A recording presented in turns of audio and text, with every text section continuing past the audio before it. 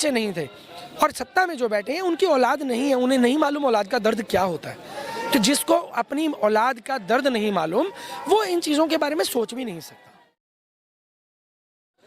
नमस्कार, मैं हूँ हिमांशु। इस वक्त हम मौजूद हैं देश की राजधानी दिल्ली के जंतर मंतर पर और हमारे साथ हरप्रीत सिंह सैनी भारतीय ज़्यादा बातचीत करने के लिए मौजूद है।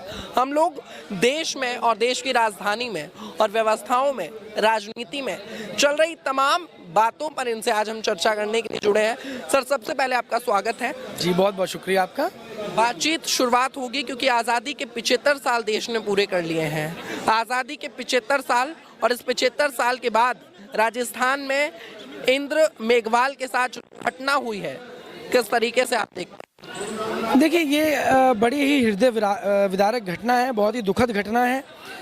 और लेकिन इसके साथ में ना मैं सवाल ये पूछना चाहूँगा कि वो लोग जो कन्हैया लाल की हत्या पर रोड पर उतर गए थे, आज वो लोग कहाँ हैं? क्या आज आपको हिंदू में भेदभाव नजर आने लग गया? क्या वो बच्चा हिंदू नहीं था? आज ये चीज़ें साबित हो रही हैं कि दलित को हिंदू नहीं माना जाता है। देश के वर्गों को अलग अलग, इनके दिमाग के अंदर ऑलरेडी पार्टीशन है, लेकिन जब इनको अपनी राजनीति को साधना होगा तो ये किसी को भी हिंदू बोल देंगे। ये तो सिखों को भी हिंदू बोल देते हैं, जैनियों को भी हिंदू बोल देते हैं, लेकिन ऐसा नहीं है। ये बांटने की जो राजनीति है, केवल अपनी राजनीति साधने के लिए किसी को भी हिंदू बना देते हैं, किसी को भी मुस्लिम बना लेते हैं, लेकिन इनको अपना उल्लू सीधा करने से ही मतलब है। और बात करते हैं तो इससे पहले हाथरस की जो घटना थी, वहाँ पर भी एक दलित बेटी के साथ अत्याचार हुआ। उन्नाव में एक बेटी थी, उसके साथ भी अत्याचार हुआ। हर रोज़ बेटियों के साथ जो अत्याचार हो रहे हैं, 50% से ज़्यादा महिलाएँ उसके अंदर दलित हैं, उसके ऊपर कोई आवाज़ उठाने को तैयार नहीं है। तो ये तो आपने एक इंसिडेंट देखा और जिसमें पुलिस ने कोशिश की कि मुकदमा दर्ज ना किया जाए। ये मुकदमा भी तब दर्ज हुआ जब वो मीडिया ट्रायल हुआ उसका, जब वो चीज़ें मीडिया में आ गई। नहीं तो वो बच्चा बेचारा वो अब चला गया, उसे क्या कह सकते हैं, क्योंकि इनके बच्चे नहीं थे और सत्ता में जो बैठे हैं उनकी औलाद नहीं है, उन्हें नहीं मालूम औलाद का दर्द क्या होता है। तो जिसको अपनी औलाद का दर्द नहीं मालूम वो इन चीज़ों के बारे में सोच भी नहीं सकता। देश के प्रधानमंत्री नरेंद्र मोदी जी के कल के अगर भाषण की बात की जाए तो महिला सशक्तिकरण की बात की गई, महिलाओं की सुरक्षा की बातचीत की गई, मगर क्या आज देश में महिलाएं सुरक्षित हैं? देखिए, ये तो मुझे लगता है कि नरेंद्र मोदी जी को ज़्यादा अच्छा फीडबैक जो है उन्हीं की पार्टी के एमपी और एमएलए दे सकते हैं कि वो कितना सम्मान महिलाओं का करते हैं। आज की तारीख के अंदर दिल्ली के अंदर आपने कभी ट्रायल करना हो तो वैसे आज तक भी कई बार कर चुका है, कई चैनल कर चुके हैं, रात के समय के अंदर आप एक ट्रायल करके देख लीजिए, एक डेमो कॉल करके देख लीजिए, किसी महिला को रोड पर भेजिए, जब आप थोड़ा दूर खड़े हो जाइए और आज दिल्ली के अंदर आप स्थिति देख पाएंगे कि क्या स्थिति हो चुकी है। और दिल्ली में जो पुलिस है वो केंद्र सरकार के अंतर्गत आती है और ये केवल दिल्ली की बात नहीं है, आप किसी भी राज्य में चले जाइए, स्थिति बहुत ज़्यादा खराब है और जनता से छुपी हुई नहीं है। जनता से छुपाने का या जनता को बहकाने का, ये जनता को बरगलाने का जो प्रयास नेता कर रहे हैं, अब वो ज़्यादा दिन तक चलने वाला नहीं है। जनता के सामने सच्चाई ऑलरेडी आ चुकी है। अब आप ज़्यादा समय तक इन ढकोसलों के थ्रू या भाषणों के थ्रू जनता को बहका कर नहीं रख पाएंगे। आज की तारीख में तो जनता तैयारी कर रही है कि दिल्ली पहुँचो, हर ओर से जनता तैयार है, लेकिन वो जनता परेशान है आज।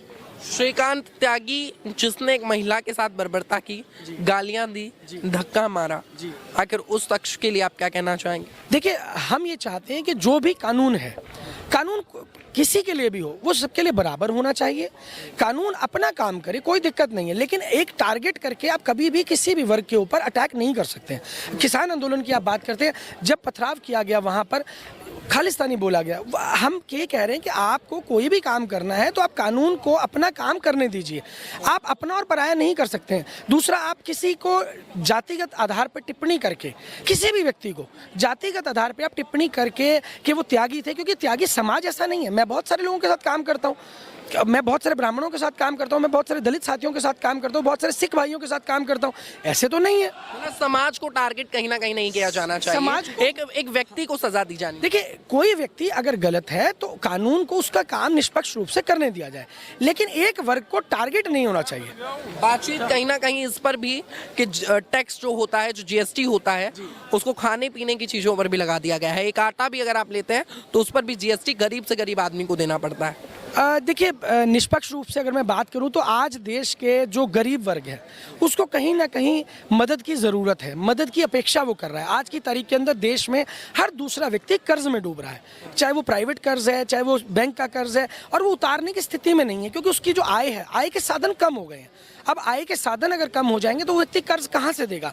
और दूसरी ओर अगर आप बात करते हैं, अब बड़े बड़े जो कारोबारी हैं, बड़े बड़े जो व्यापारी हैं, आप उनका कर्ज माफ़ कर देते हैं। अरे भाई, देश की जनता भी तो हमारी है, क्या देश की जनता हमारी नहीं है? आखिर क्या वजह है कि लोग जो है कर्जे में डूबते जा रहे हैं और इस तरीके से इकॉनमी है वो धाराशाही होती जा रही है? देखिए, कोई भी काम जो देश में होता है, जिम्मेदारी किसकी होती है? जो देश घर में बड़ा होता है। अगर आप घर में रहते हैं, आपके परिवार के अंदर जो बड़ा है, आपके पिताजी हैं या मेरे पिताजी हैं, उनकी जिम्मेदारी होती है। हम ये नहीं कह सकते कि ये छोटा बच्चा था, इसने गलती की, इस वजह से ऐसा हो गया, ऐसा तो नहीं है। और इसी तरीके से जो भी व्यक्ति सत्ता के अंदर बैठा है, जो राजा सत्ता के अंदर बैठा है, वो अपनी जो नीतियाँ फेल हो चुकी हैं उनसे पल्ला नहीं झाड़ सकता है। उनकी जवाबदारी है, उनको जिम्मेदारी लेनी होगी, जवाब उनको ही देना होगा, कोई और व्यक्ति जवाब नहीं देगा उसके लिए। और कहीं ना कहीं देश में जिस तरीके का माहौल है, 15 अगस्त गया, 26 जनवरी आती है, हर बार इस तरीके के मामले सामने आते हैं। हर एक मामले को हिंदू मुस्लिम का जो पक्ष है वो देने की कोशिश की जाती है। और देश में जो वर्तमान मीडिया की स्थिति है, क्या कहना चाहेंगे तमाम मुद्दों को लेकर के? देखिए, देश में मीडिया तो आज की तारीख में लगभग समाप्त हो चुका है। मीडिया है ही नहीं। आप कह रहे हैं मीडिया है, लेकिन मैं ये मानता हूँ कि मीडिया नहीं है। कोई इक्का दुक्का चैनल अगर निस्वार्थ रूप से या एक न्यूट्रल रूप से पत्रकारिता करना भी चाहते हैं तो उनको भी कहीं ना कहीं अत्याचार सहना पड़ता है। अगर वो किसी नेता के खिलाफ आवाज़ उठाते हैं या किसी भी मुद्दे को, ऐसे मुद्दे को उठाने का प्रयास करते हैं जहाँ पर जनता पर अत्याचार हो रहा है, तो उस पत्रकार को उठाकर जेल में डाल दिया जाता है। और ऐसे बहुत सारे केस हम देख चुके हैं। किसान आंदोलन में एक पुनिया करके पत्रकार थे, उनको भी देखा। मध्य प्रदेश में एक पत्रकार थे, मैं उनका नाम भूल रहा हूँ, उनको नंगा करके थाने में बिठाया गया। आप ये बताइए कि इस तरीके से पत्रकारों के साथ अगर व्यवहार होने लग जाएगा, जजेस के साथ अगर इस तरीके का व्यवहार होने लग जाएगा, तो देश कैसे चलेगा? तभी तो कहा जा रहा है कि संविधान को कुचला जा रहा है। संविधान से आज देश नहीं चल रहा है, आज देश तानाशाही से चल रहा है। अंत में जो लोग देख रहे हैं उनको क्या कहना चाहेंगे? देखिए, मैं आप सभी व्यूअर्स को यही संदेश देना चाहूँगा कि आप सब जागिए। आपको सबको नींद से जागना होगा। जितना जल्दी आप जागेंगे, विकल्प की तलाश कीजिए। 2024 के अंदर हमें कांग्रेस भी नहीं चाहिए, हमें भाजपा भी नहीं चाहिए।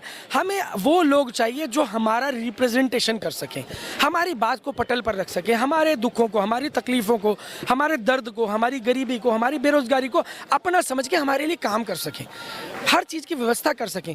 और अगर ऐसे लोग नहीं हैं तो उन्हें तैयार कीजिए, अपने क्षेत्र से तैयार कीजिए। मैं ऑलरेडी काम कर रहा हूँ पूरे देश में। आप मेरा नंबर भी चाहेंगे तो चैनल से भी आपको मिल जाएगा, या सोशल मीडिया पे लगभग सभी जगह पर मेरा नंबर अवेलेबल है। मैं जो है आपकी कॉल लेने के लिए हमेशा अवेलेबल रहता हूँ। बहुत बहुत धन्यवाद। तो तमाम मुद्दों पर हमने बातचीत की। आप लोगों की क्या राय है, आप लोगों के क्या सवाल हैं, वो आप नीचे कमेंट सेक्शन में हमें बता सकते हैं। चैनल को सब्सक्राइब करें, वीडियो को लाइक करें और देखते रहें हमारा चैनल। बहुत बहुत धन्यवाद।